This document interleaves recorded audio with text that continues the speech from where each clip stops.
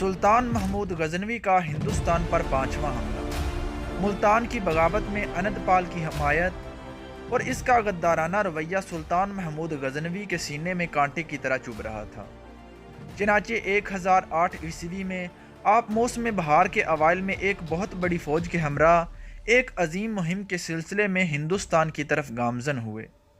انند پال جو مسلمانوں کی طاقت سے باخبر تھا اور اسے سابقہ نقصانات ابھی یاد تھے، اس نے ہندوستانی راجاؤں میں مذہبی جوش و خروش پیدا کرنے کے بعد ان سے درخواست کی کہ وہ ارض مقدس سے اپنے مشترکہ دشمن کو نکالنے کے لیے جدوجہد کریں۔ اس کی اپیل کا خیر مقدم کیا گیا اور اجین، گوالیار، کنوج، دہلی، اجمیر اور کالنجر کے راجاؤں نے اپنی دستیاب فوجوں کو جمع کیا اور دریائے سندھ کی جانب پیش قدمی کرنے لگے۔ پنجاب کی سرزمین پر جمع ہونے والی سب سے بڑی فوج پشاور کی سرحد پر میدانوں کے سامنے نمودار ہوئی اور پھر ہر روز اس میں اضافہ ہوتا چلا گیا۔ جنگ کی تیاریوں کے لیے ملک کے ہر علاقے سے مال و زر مہیا کیا گیا اور اس قدر حب الوطنی کا مظاہرہ کیا گیا کہ ملک کے طول و عرض سے ہندو عورتوں نے اپنے زیورات پگھلا کر قومی مقصد کے لیے ذرائع فراہم کرنے کے لیے سونے اور چاندی کی صورت میں روانہ کیے۔ پنجاب کے شمال مغربی پہاڑی علاقوں کے ایک طاقتور قبیلے ککھڑ کے افراد 30,000 جنگجوؤں کے ہمراہ متحدہ فوج میں شامل ہوئے۔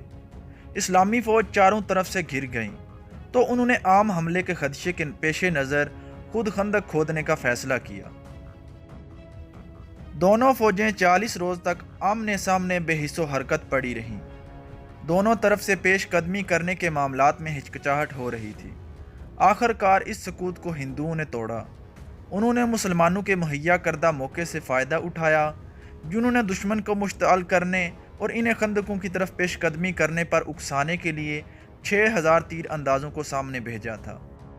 ہندوؤں نے تیر اندازوں پر حملہ کر دیا اور مسلمان سلطان کی موجودگی اور جدوجہد کے باوجود پسپا ہونے لگے۔ ہندو انتہائی غیظ و غضب کے ساتھ مسلمانوں کے مورچوں میں داخل ہو گئے اور زبردست خون ریزی شروع ہو گئی۔ نہایت مختصر وقت میں 5,000 مسلمان شہید ہو گئے۔ تاہم ہندوؤں کی پیش قدمی کو روکنے کے لیے مسلمانوں کی ایک منظم فوج نے ڈٹ کر ان کا مقابلہ کیا اور انہیں پیچھے ہٹنے پر مجبور کر دیا۔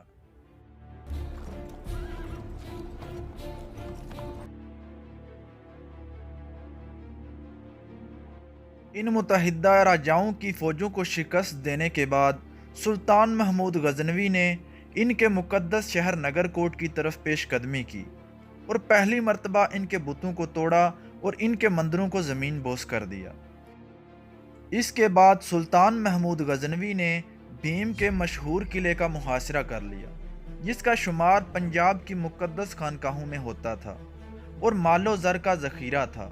یہ ایک ڈھلوانی پہاڑی کی چوٹی پر واقع تھا جس سے شعلے نکلتے تھے اور شمالی ہندوستان میں یہ سب سے مضبوط قلعہ تھا، لیکن اس کے اندر راہب جنگ اور خون خرابے سے بہت کم واقف تھے۔